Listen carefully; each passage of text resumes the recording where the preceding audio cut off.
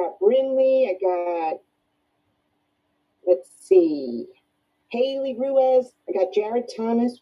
Let's see, what section are you in, Jared? Gotcha, buddy. Gotcha. Jordan Spinks. Let me find, yep, check. Y'all know how I love to take roll. Remember, before I was a critical care nurse for 40 years, I was a file clerk at Bernard Lumber Company. And I love putting things in alphabetical order. Like, I love it. It's like my hobby. Isn't that kind of sad? Let's see. Jessica. Where's Jessica?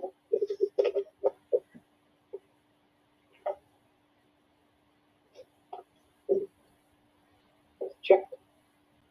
Brinley Newburn, Jeremy. Put this larger. Oh, Miss Alexis is here. Welcome, Miss Alexis. Good morning. Good morning, my friend.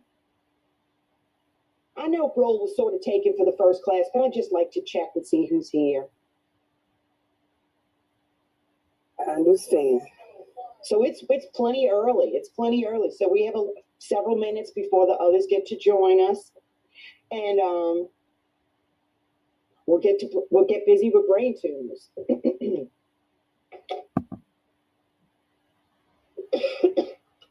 Yeah, I got a little tickle in my throat.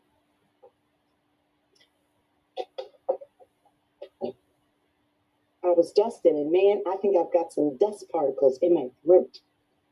All right. You know, after clinical on Tuesday, Wednesday, you look at your house on Thursday morning, and you're like, oh my God, I need to Swiffer. Right. Oh, I need to Swiffer. Yes. Thank God for Swiffer. And laundry. Yeah, I'm doing dishes, laundry, and I'm not Swiffering at this moment, but I was just a second ago. Here's some more people. Thomas Bauer in the house. Everything gets neglected on clinical days. Oh, yes. I tell my family, I'm not cooking. Are you cooking? Who's picking something up? How's Rotolo sound? That sounds really good today. I love Rotolos. Give me the deluxe calzone and the Greek salad, and I'm good. I'm good. My daughter loves their kickin' chicken salad. It's like buffalo chicken. It's pretty good. I'm hungry. I'm trying to fast. I know. I'm sorry. I'll stop talking. I'm trying to fast until noon.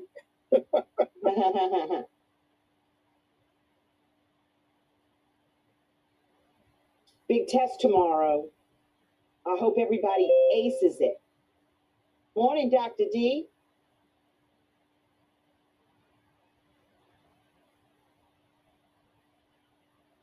We have 5 more minutes before I share my screen, and I'll let the group know at 9:30, but I will record this next week. I'll teach this content again next Friday, but today I'm not recording this session, but they'll all be the same. And I hope you're looking at the Canvas page and have access to the slides, and that you printed out your handout as well as this awesome sheet on brain tumor site and associated symptoms. Just because I like the middle piece, side effects of steroids and management recommendations. This is just good common sense. And you know what? I'm not going to test you on very much like a 12-lead EKG. You know, an anterior wall would be V1, 2, 3, 4. I'm not going to test you that, oh, when you have a brain tumor in your temporal lobe, you will lose your memory. I'm not going to test you on that. But that's interesting to know down the road when you're a nurse with a neuro patient. I always remembered it. Lose your memory, lose your temper. Temporal lobe is memory. That's how I always remembered it. Of course, occipital is your vision, visual disturbances. Yeah, sad. Cerebellum is your motor coordination. Man, I don't want any of it. I don't want any of it. It's all scary. Okay, we have 4 more minutes. I hope a few more folks join us. And again, the student labeled iPhone if you could please chat and tell me who you are.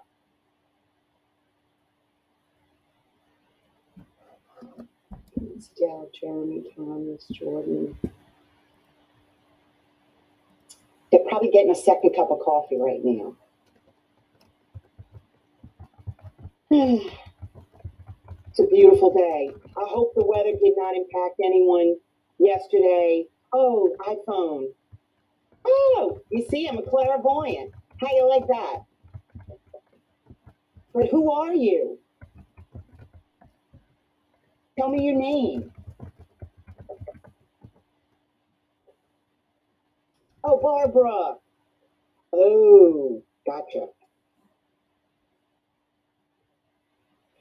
And again, I know Dr. Barrow wants everybody to go to the session that they're supposed to go to. Just making a blanket statement. 2 more minutes and we will get cooking.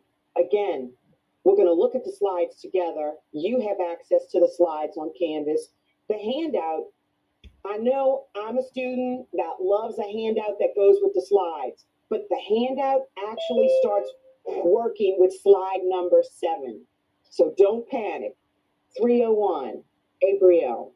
Gabriel Gladly, good to see you. Gotcha, check, check, check. I know whenever I see Jordan Spinks, I think of the winner of American Idol. Jordan, can you sing? I don't know. I always. Mrs. Garrettson, I already took roll for the first hour, but if you want to take roll, you go right ahead. Okay, thanks, Dr. D. I'm sure you, thank you so much. And that's perfect. I just kind of like to know who's here. Yeah, you're welcome to double check me. Thank you. I appreciate it. I need all the help I can get. Oh, Rebecca Cochran, your family's beautiful. Thank you. Beautiful. Okay. 9:29. I'm going to go ahead and you see, I do see chat. I was going to get coffee. Okay. All right. So here we are again. View. Okay, there we are. I'm going to share my screen. And I'm going to pull up my slides on cell reg and our exemplar's brain tumor.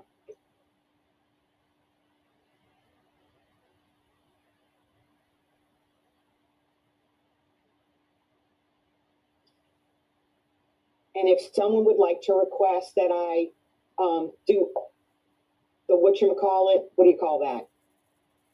When the words show up, there you go. Thanks, Rebecca. See, I complimented her beautiful family and she did me a favor. Thank you. See, we're paying it forward. All right. Now, I've been a critical care nurse for 40 years. I'm not a neuro nurse. But you already know a lot about this exemplar simply by the fact that you studied intracranial regulation. And I love this first picture. Again, I just said that you have a beautiful handout. And I thank Miss Wiggins for sharing her handout that I posted for you guys, and Dr. Celeste Phillips, who used to teach with us, who shared these slides. You'll notice that the handout picks up on slide 7. So you've already got the slide, so you don't have to be scrambling and take notes. But I absolutely love this picture. Look at that cranial vault. It is a fixed space. There are only 3 things in that skull of ours: your brain, your cerebral spinal fluid, and blood. And I'm sure you've heard of the Monroe-Kelly doctrine. When one of those things increases, the other 2 have to decrease in order to alleviate pressure, to maintain that environment. So that is never a good thing. And my friends, there is only one hole where things can escape, and that's the foramen magnum, and that you could have herniation of your brain stem when the fluid or the blood is that increased. And you'll know when your patient herniates their brain stem, because they'll be a gone pecan. Real sad, real sad. Again, not going to test you on that concept, but it stands to reason that we'd like everything to maintain its environment. Homeostasis is a beautiful thing. And yeah, there's many different types of brain tumor. Gliomas, meningiomas, pituitary adenomas, schwannomas. I am not going to test you on the different types of brain tumors. I know some of our students already work on neuro units, and they could teach us so much. The 5 most common sites of meningiomas is here on this slide. Parasagittal, cerebellar, foramen magnum. Real sad. The only person I've known personally to me that had a brain tumor was one of my professors in graduate school. And it was after the fact. I had been out of grad school many, many years. It was Dr. Jones, and she was brilliant. And this impacted her in her early 50s. And the fact that it impacted her ability to function and her memory when she was such a phenomenal teacher, it's cancer is awful, but man, I mean, brain tumors at the top of the list. Yes, ma'am. And again, please mute yourself if you're not muted. Meningiomas are the most common benign intracranial tumor, and they can grow in different places. And of course, symptoms would depend on the size and the location. The larger the tumor, the more problems you're going to have. This may be a serendipitous finding. You go to the doctor for something else, and bam, they find, you're acting all cuckoo, and they do some tests, and hate to tell you, but you've got a brain tumor. Most meningiomas don't spread. They're usually benign. They can grow quietly for years, but they can get really large. It's up to your team, your neurosurgeon, neurologist, to whether or not they're going to treat your meningioma with surgery or not. We'll talk about post-op care of the patient with a craniotomy. Do look at your SLO page, but your handout meshes very well with it, because the 3 SLOs, we want to take care of somebody having post-op craniotomy, somebody having radiation and chemo, and somebody with a brain tumor. How are we going to provide nursing care? What should the nurse do? There's other slow-growing, usually benign tumors, pituitary tumors, acoustic neuromas, gliomas, medulloblastoma, neuroectodermal tumor. That's what that abbreviation is on the next page, the NET. I'm like, what's this NET? It's neuroectodermal. Again, not testing you on the different types of brain tumors. But when you have a brain tumor, it can cause the patient to have a headache, memory loss, seizures. And again, I do like this sheet that you can print out on your Canvas page, because it does associate, if you have memory loss, it might be in the temporal area, but again, not going to test you on that. Seizures, boy, that's classic. Nausea, vomiting, visual changes, poor decision making, weakness, loss of sensation, loss of smell, taste. I can't see, I can't hear, my balance is off. My personality has changed. That is huge. Language changes. I'm telling you, the brain is the brain. And this is the first time I'm thinking of this. Alzheimer's I'm not saying it doesn't have anything to do with brain tumors. Clearly it doesn't, but neuro is neuro. And my father-in-law had early onset Alzheimer's. It hit him hard and fast. And this was the kindest, gentlest man. And he was diagnosed at the age of 62, which is my age right now. And he started cursing. And all of a sudden, we were like, what is up with Grandpa? I mean, he never curses, but he had language changes, and wow. So think neuro. Glioblastomas are the most common malignant primary brain tumor. Primary means that's where it started. It started in the brain. And oftentimes you have a very rapid onset of symptoms. Ms. Garrison. Yes. This is Crystal. So my son has a tectoglioma. Really? When you said he was 9 years old, he would always come in, not very often, but he would say, Mom, I have pain in my knee. So I would just give him Tylenol or something like that. that because you're thinking like growing pains at that age. Right. One day he was crossing the street and he got hit by a car and it sparked them to do a CT scan. He was fine riding his bike like the next day, but because of the CT scan, that's how we found out what it was. And so the That's doctor incredible. said You know that what? it was overgrown and he had to do chemo and radiation. And they told him 2 times that he wouldn't be here. And he's 21, a junior in college now. So I'm crying right now. You just destroyed me. I do not think I can continue. That is incredible. And I've got goosebumps. And you know what? God sent that car to hit your son. The Lord works in mysterious ways. Yes, ma'am. Isn't that something? Listen to those Wow. because we never knew about leg pain. So when I just saw the weakness in the limbs and stuff like that, like no mom thinks about that at 8. Okay, he has a brain tumor. Let me go get that checked. Exactly. Unbelievable. And you know, oftentimes we nurses, like, we worry too much. A little knowledge is a terrible thing. Even my daughter, who's not a nurse, but she watches Grey's Anatomy, sometimes with a bad headache, she's like, I think I have a brain tumor. I'm like, you're watching way too much Grey's Anatomy.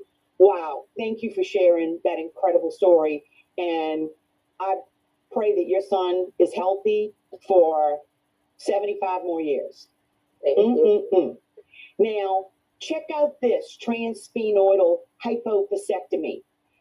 This looks like a brutal procedure. I'm not going to ask you how they do this procedure, but I'm going to tell you, I think they sit the patient up in a semi-recumbent position in the OR, and Dr. D probably has scrubbed on a bunch of these. And I'm telling you, buddy, they go through the nose, and they're going to cut your upper lip. Oy! I mean, wow. So talk about pain, talk about swelling, talk about you need good neuro nurses to care for these patients post-operatively, and we will talk about that. Wow.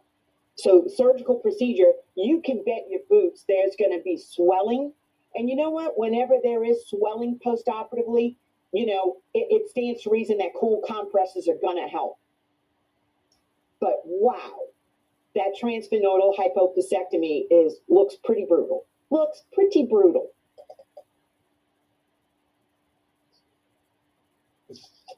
So there you go. Now we're jiving with your handout. Brain tumors can arise anywhere within the brain structures from the pictures we've just seen. Primary tumors originate within the central nervous system, and they rarely metastasize. Secondary brain tumors, they came from somewhere else. Like the primary source of cancer might have been the breast, the lung, the kidneys. Not that he had a brain tumor, but my beloved Uncle Earl just died at the age of 72 from cancer. And the primary source was his kidney. But he presented with hip pain. And they said, Earl, you've got some bone loss.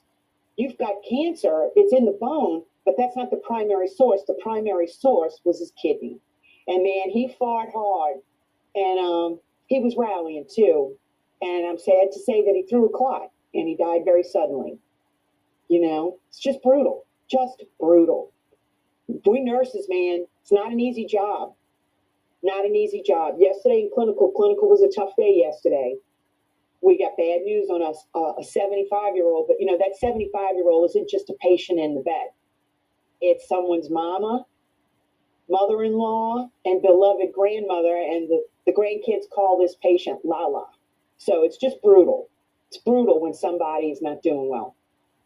Brain tumors lead to cerebral edema and inflammation, and picture that thick skull, you know they're going to have symptoms.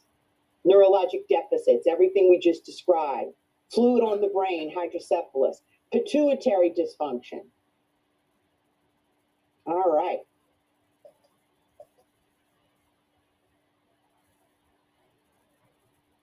Lots of interventions depend on the type, the size, the location of the tumor. Malignant tumors can be managed, surgery, chemo, radiation.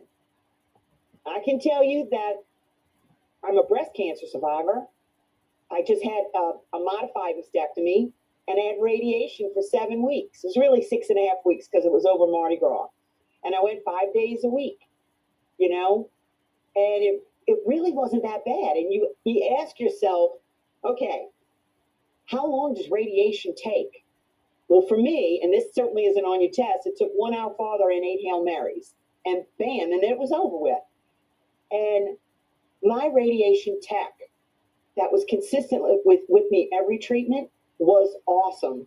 And I'll just tell you this story, and forgive any, I'm sorry, teachers that have heard this before, but this was maybe 6 years ago, and Barry Manilow was coming to town. And I know you young people may not know Barry Manilow, but I love Barry Manilow. And so I had just gotten great news that, the cancer was gone and my nodes were negative. So I said, I'm celebrating. I'm treating my sister and my 2 best friends to Barry Manilow. We're going in a limo. And so I told her that Friday, I said, oh, I'm going to see Barry Manilow tonight. She goes, hey, me too. So that Monday, when I go back for my radiation, I'm laying on the table and she says the words, Miss Garrettson, do not sing. And all of a sudden I'm just laying there quiet, and all of a sudden she cranked up the music. Her name was Lola. She was a showgirl. So nurses, healthcare providers, do great things for your patients. Cancer is not, it's like the worst. I applaud any of you that are going to be pediatric nurses on 4 West at Children's Hospital. Wow. That takes a special person. Stereotactic radiosurgery, that's an alternate. And that includes a linear accelerator. Like they're going in with a particle accelerator, and man, they are using isotope seeds and planting in the tumors to really zap what it needs to get. The goal is to decrease the tumor size so we can improve the quality of the patient's life. And we want them to live as long as they can. And man, that's when families have to talk. You got to have your living will in place and have that conversation. How do you want to live? How do you want to live your life? But again, the goal of surgery, we want to try to get it all. Maximal resection. Maximal resection. Pharmacologic therapy, chemo. Lots of different ways to give chemo. I am not a chemo certified nurse, but the goal is to kill the most possible cancer cells. But I will tell you a little something about chemo that I know as a speaker for Genentech for all those years. Genentech makes that medication. Well, they make many. One thing they make is Avastin. Avastin is for stage 4 colon cancer with mets to the liver. It'll extend your life from 6 months to 22 months. Well, that's impressive. And lots of chemo is given via a central line. Maybe the patient will need to get a portacath, or at least, at least another type of central line. But you know what? You know what the Oncology Nursing Services says? The ONS Society. No, it's ONS, Oncology Nursing Society. It's their professional organization. Thou shalt not give a vesicant chemo without a blood return in that central line. So nurses, I urge you, new grads, when you get to your patients with a central line, you need to ensure that that line works. Every lumen, every time is a two-way street. You should be able to flush easily with saline and draw blood. When you can't, I'm telling you, something's up.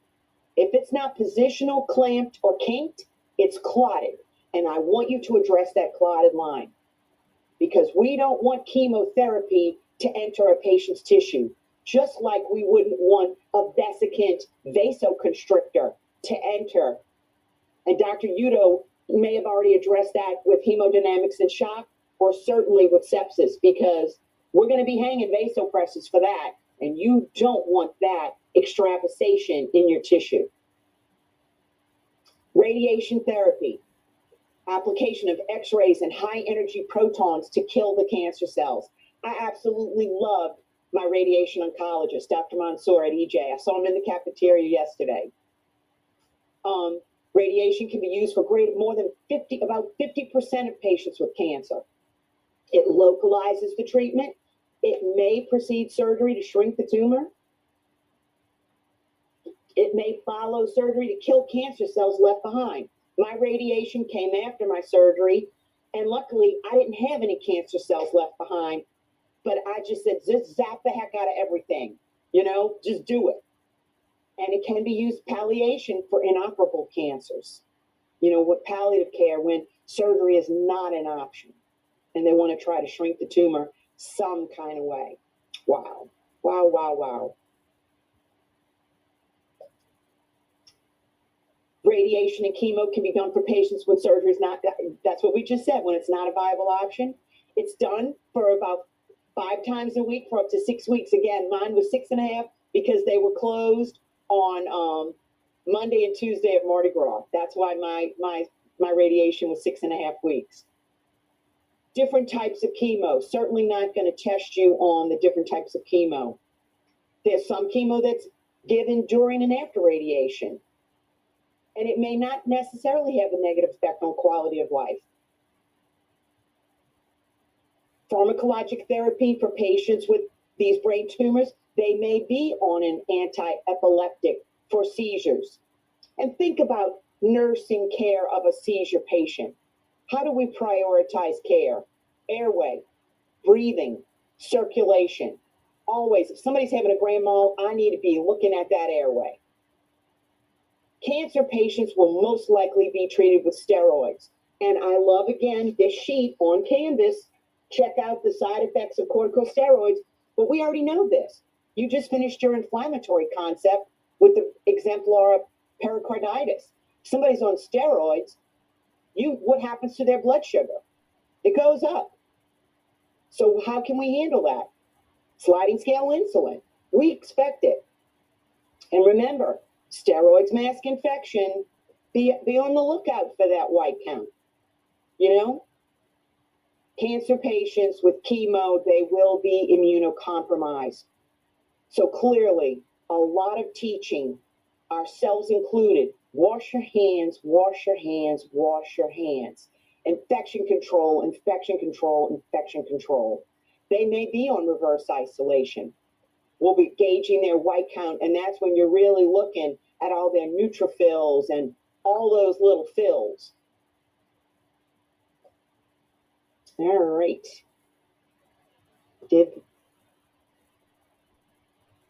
That's that one right there. Craniotomy. Care of the patient having a craniotomy. There's not a lot written down in your handout there, but look at this slide. Clearly, preoperatively, you need a baseline exam, full neuro exam, psychosocial. They'd be getting isotonic fluids. Remember, we're not doing D5W with people with a brain tumor or for neuro patients because it makes your brain, it's a hypotonic solution. It makes your brain cells swell. Blood pressure control, absolutely. Blood pressure control is imperative. My experience with Genentech, TPA for stroke, you got to control that blood pressure. You know, if you got a blood pressure 220/110, we need to take out the labetalol for that. We need to lower that blood pressure because that increased pressure, man, that would lend itself to a head bleed, all that pressure up there. The patient may be on the steroids preoperatively, the anticonvulsives pre and post-op, antibiotics. Of course, this is a surgical patient. So most surgical patients would have DVT, deep vein thrombosis prophylaxis, imaging if needed.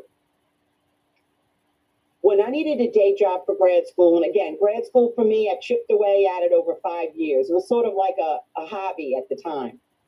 I worked in the OR children's for 4 years, and I saw many craniotomies. Incredible, incredible. All the different angles. You know, they could do a posterior approach or an anterior approach. The headband incision, where they shaved the pediatric patient's head, then they cut with the scalpel, and then they take an elevator and they literally pull the scalp down, and there's the skull. And I'm like, honey, I feel a little lightheaded. Get me out of here. I'm a cardiac nurse. Incredible, incredible stuff. So I applaud all of you that are going into the OR. What a fantastic career. Now, post-operatively, you can bet your boots that this is going to be in the unit. And at EJ, CCU, we do not get the post-surgical craniotomies. That would be ICU on the 3rd floor. Those nurses need to maintain that head and neck in a neutral position. And Ms. Wiggins already covered this with IC regulation. They would be supine with the head of bed at 30 degrees. We want to avoid too low of a blood pressure or too high of a blood pressure. Of course, we want to monitor electrolytes. Ms. Shawn covered this really well with SIADH and DI. Watch that sodium level. Watch that sodium level. You don't want that too low. Strict I&O. I&O goes with daily weights. Dr. D preached that. A liter of fluid is a kilogram of body weight. Close monitoring, hourly neurochecks, pain control. If somebody's ICP is going up, assess if they're in pain. What kind of impact is the family having when they come to the bedside? Nurses, we need to assess the impact of everything. What kind of impact is it having on my patient? Ice packs for edema. Now, incentive spirometry, Q2 hours. Again, strict orders, per unit policy. If they had a transphenodal hypophycectomy, I don't know that we'd be doing that, Avoid too high of a blood sugar or too low of a blood sugar. Again, we said people on steroids, we're tracking their sugars and we'll give them insulin as needed. And the incision may be open to air after 24 hours. And of course, wherever there's an incision, wherever there are invasive lines, there's the risk of infection. Oh, I didn't mean to do that. Sorry, my bad.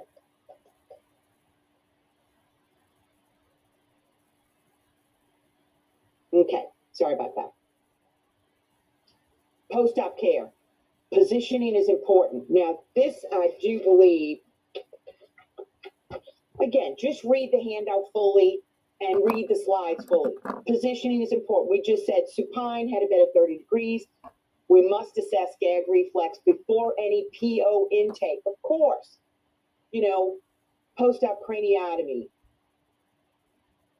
We don't want them to aspirate. So we probably need the speech therapist to get in and assess swallowing, and can they tolerate PO fluids first? We've already talked about we don't want a blood pressure too low or too high. Any surgical patient, it can impact their GI, so it's highly likely they'd be on a PPI.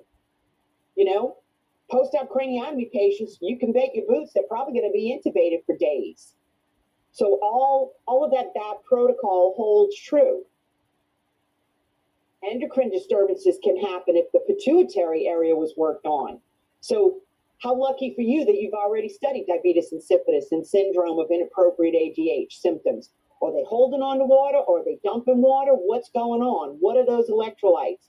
Look at that specific gravity. Assess for meningitis. Inflammation of the meninges with the stiff neck and the posturing. A brain abscess infection needs to be drained, and you can bet cultures will be done and appropriate antibiotic therapy will be selected. And we look at the usual suspects. How are they responding to antibiotic therapy? Is their white count moving in the right direction? Do they have any more fever? Pain control.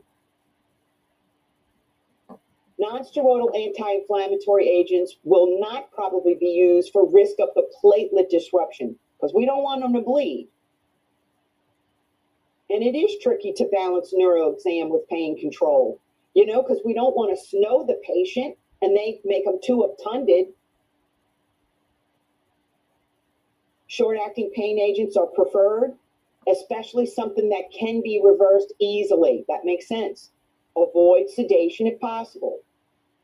If a patient has a drain in their brain, never, ever place it on suction, only to gravity. Here you go. No incentive spirometry. I knew I had studied this. No incentive spirometry used in the transphenodal surgery. They would have to avoid blowing their nose, and they might have nasal packing in place. Gosh, that's so uncomfortable for the patient. Oxygen would only be oral. It wouldn't be in their nose. If their nose is packed, that makes sense. They'd be mouth breathing. Strict glucose control. Again, people on steroids. Even if they're not, and if their sugar would be high, even if they're not a diabetic. You might want to monitor any drainage from the ears or the nose and test that for glucose to see if it is cerebral spinal fluid. Avoid hypotonic fluid, hypertonic, isotonic or hypertonic only. And again, when you administer 3% saline, it's going to be very slow and it's not going to be a whole heck of a lot of it.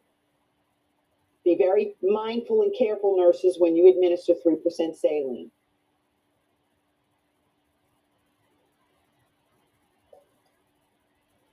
All right. Oops, I went backwards. All right. Just want to make sure I'm covering all my bases. After chemo and radiation, chemo can make you sick. It doesn't always necessarily make you sick. It can suppress your bone marrow. So it puts you at risk for infection. So visitors have to wear masks, limit the visitors. Visitors need to be taught, wash your hands, wash your hands. And I love all the different meds they have in the commercials that you see, and people that can stay at home and get treatment versus having to always come into the clinic.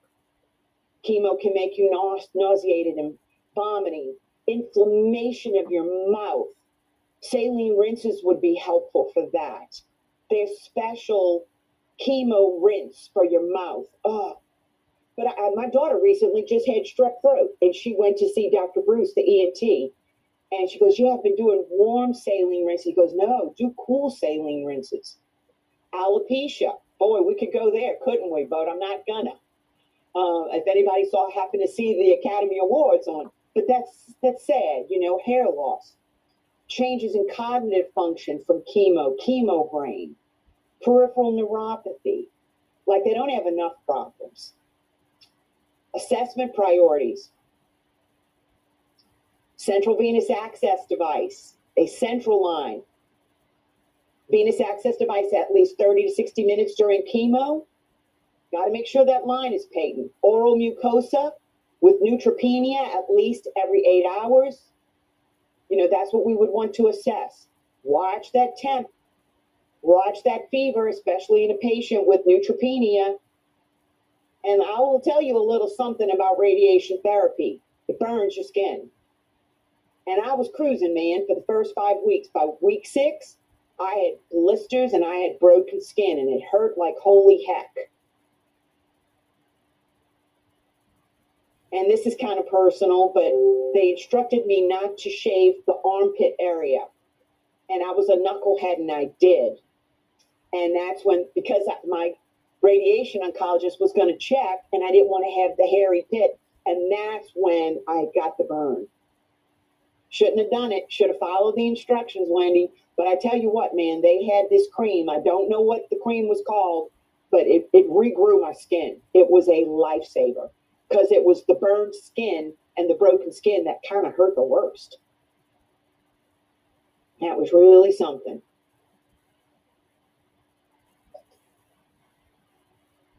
So let's look at your handout and make sure we've covered our bases. You'll notice that these SLOs are the handout.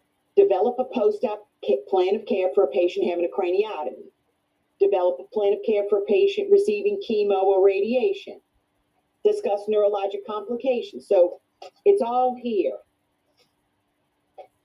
There's some extra stuff in your handout that we will go over, but first we'll talk about developing this plan of care for a patient on chemo and radiation. And it really is all in your handout. So the important priorities doing chemo, and I'm actually reading the handout along with you, protect your patient from life-threatening side effects, like infection. We got to protect our patient and manage the distressing symptoms that occur. Bone marrow depression, chemo-induced nausea and vomiting, the mucositis, the hair loss, we already talked about that. Watch your central line. We already talked about that. And again, the effects of radiation, whatever tissue is in the path of the radiation, it's going to get zapped. It's going to get fried. And I didn't have any long-term. Well, I'm lying to you. I'm not going to call it nerve damage, but my area is still numb underneath my right armpit and my right breast and part of my right upper back, underneath my axilla. It's still kind of numb. It's a lot less numb than it was, but it was numb for a good long time. So I could always milk my way into back scratches. I was like, oh, my numb area, could somebody scratch it? And so my daughter would give me would give me a lot of back scratches, and I really appreciated that. We got to teach the patients about the skincare products, and this is on your handout, designed specifically to manage and protect that skin. The patient would be given that by the radiation folks. Clearly, everybody's at high risk for infection when you're on chemo or radiation. There's your aseptic technique. There's your hand washing. Bleeding precautions for folks with thrombocytopenia. If somebody's getting brachytherapy, we position shields properly in inpatient settings. And you know what? I was going to look that up, but I didn't, and I'm sorry. But I'm good. Well, you know what? I could look it up real quick right now on Google. And if anybody knows it, chime in. But I'm going to quickly brachytherapy. Brachytherapy. That there's a foundation for they're approved for solid tumors. Definition.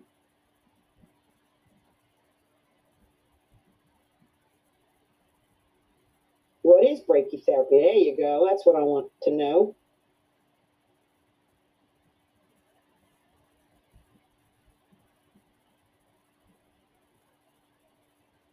It's a type of radiotherapy that can be used to treat many types of cancer, sometimes known as internal radiotherapy, or when used in the treatment of prostate cancer, seed therapy. Radiotherapy, important method of treating cancer, works by destroying cancer cells by targeting them with radiation and stopping the cells from dividing and growing. There's lots of different types. External beam radiotherapy, brachytherapy. How does brachytherapy work? Placing a source of radiation directly in or next to the cancerous in your body. Clearly, I'm not asking you a question on that, but that's what it is. Wow.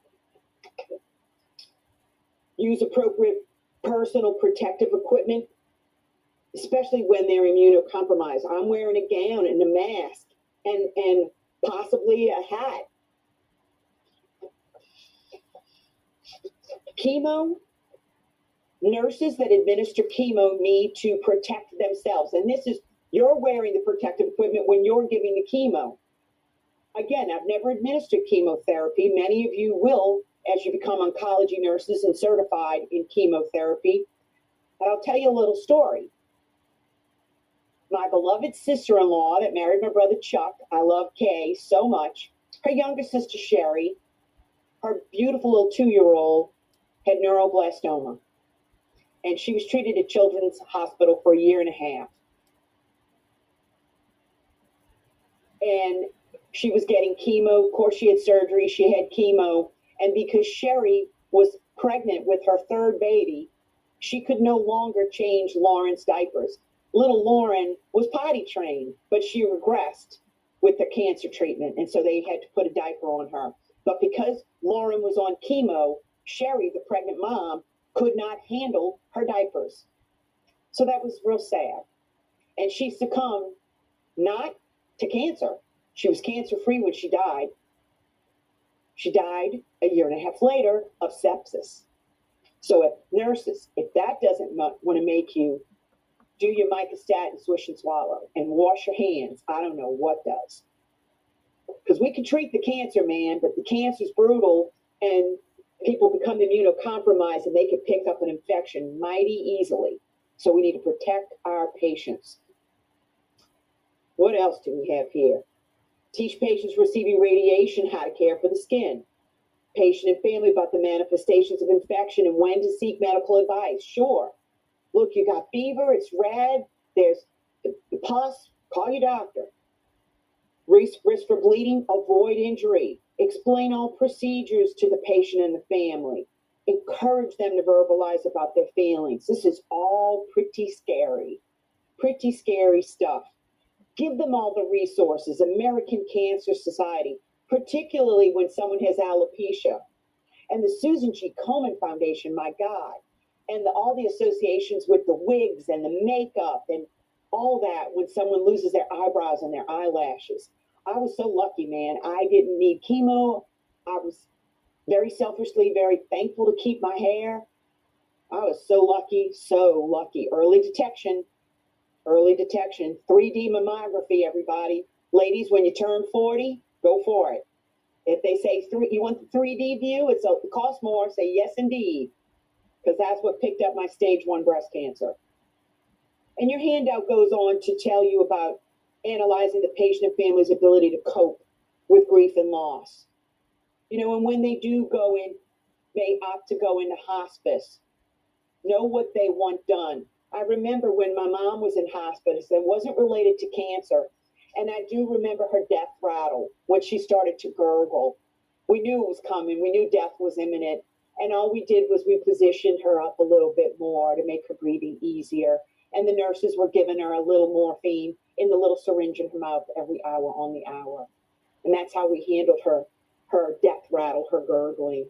We wanted her to be more comfortable, and we wanted us to be more comfortable too. We didn't want to see my mom struggling. Cancer's tough, guys. I don't wish it upon you or anyone you love. And for all nurses caring for your patients with cancer, hats off to you. I respect the heck out of you, because it's not easy. Not easy. I think we have one more slide here. No, I think we covered it. So let's see. I'm finishing, I think, 10 minutes early. Let's read over this cultural stuff. Analyze the patient and family's ability to cope with grief and loss during the dying process.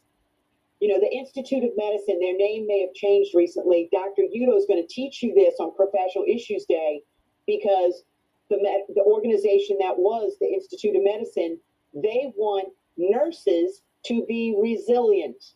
And so Dr. Udo, at the beginning of our Professional Issues Day, is going to teach us some important strategies on how we can maintain resiliency, because it ain't easy. Nursing school's tough enough, but when you get out to your job, work is hard. Getting along well with others, a group of nurses in a closed space, you need good team dynamics. We all strive for that healthy work environment. I can't wait to hear everyone's topics about compassion fatigue and moral distress and healthy work environment and alarm fatigue. Incredible stuff. But Institute of Medicine studied death in America, and they recommended that a major initiative be undertaken to improve care at the end of life. I wholeheartedly agree.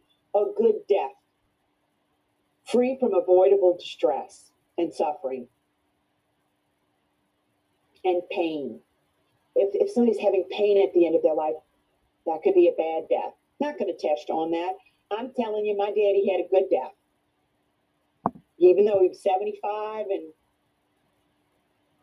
in septic shock, but we knew what he wanted. I'd rather lose my life than lose my leg. So here's my diabetic dad with peripheral vascular disease with a wound back on his left lower leg, who didn't want his leg amputated, and he didn't want the dialysis. So when he went into renal failure and they resuscitated the kidneys with fluid and he was volume overloaded, and the choice was, hey, do you want us to do this dialysis? But his systolic is 60. What do you want us to do? Do you want me to hang the dopamine? We were in the clear, because Rock said, I'd rather lose my life than lose my leg. So I had his permission to say no. And it was just perfect. My mom, the 4 of us were all there. This could be the end of someone's life with cancer. This could be the end of someone's life with ARDS on the vent. You will be caring for patients when they're dying. Hey, nurses, stick around. That family needs you. Don't go to lunch. Please don't go to lunch right at that moment that your death is imminent, because that's what I remember about my dad's nurse. August 14th, 2001, like it was yesterday. So We want a good death for our patients. If someone is at the end of the road with their cancer care, be mindful of all the cultural impacts. Assess the patient's emotional signs of impending death and their coping ability. Incorporate the family's personal cultural practices and beliefs and respect that. We have to be mindful of that. Knowledge, skills, and attitudes toward different cultures. You know, I'm very ignorant about so many of the different cultures. You know, I'm picturing Hispanic folks at the bedside with a real strong religious focus, and just be respectful and mindful. Be aware that older adults who are dying may experience feelings of hopelessness and depression. And oh my God, does that make you sad? So assess folks for those feelings and provide your psychosocial interventions. Grief is grief. Mourning is that outward social experience, and allow your folks to mourn.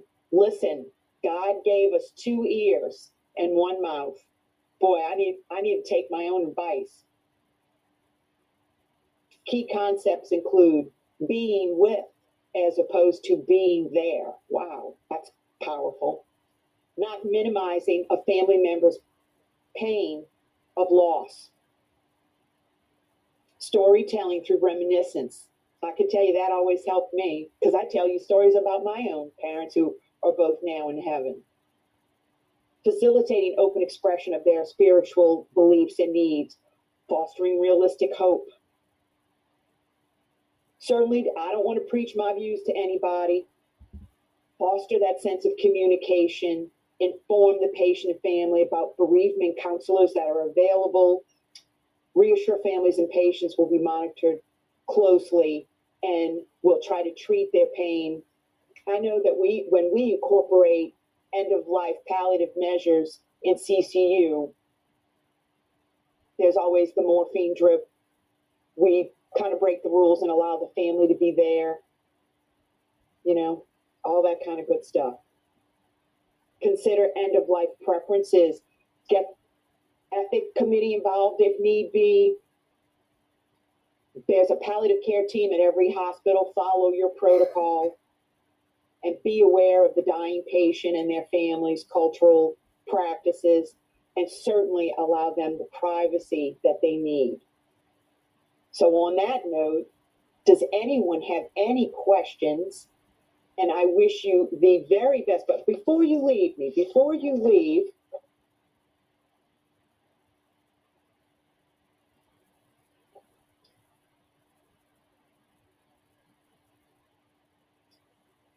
one more little thing I'll tell you. And you already know this, because Dr. D already discussed it, and you knew it even before level 4. You can imagine that when someone is diagnosed with cancer, that there's going to be this scan, that scan, and the other thing. We have to assess for allergies to dye. You got to know what dye does to your kidneys. Got to check that BUN and creatinine. My daddy went into the hospital with a normal BUN and creatinine, and I'm telling you, man, his creatinine wasn't normal 7 days later. So we got to watch what we're doing to these folks with all the tests that we have them under, having done. Any questions for me?